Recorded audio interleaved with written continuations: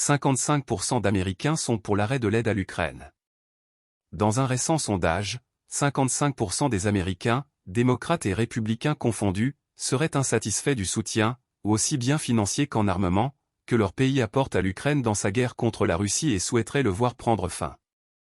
Mais, si on ne prend en compte que les républicains, cette proportion des opposants à la politique ukrainienne de l'administration Biden se monte alors à 72%.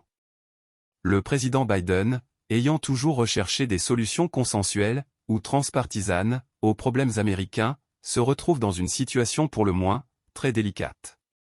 Si le nombre des Américains mécontents augmente à mesure que se rapproche l'élection, on voit mal comment pourrait-il continuer sur sa lancée, sans compromettre gravement ses chances d'être réélu.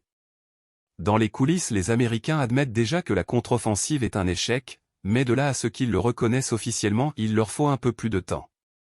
En catimini, ils parlent de patienter encore 6 à 7 semaines pour prendre une décision. Un temps nécessaire pour l'arrivée de l'hiver qui mettra fin au combat. Un répit se mettra alors en place, au cours duquel bien des choses seront à revoir.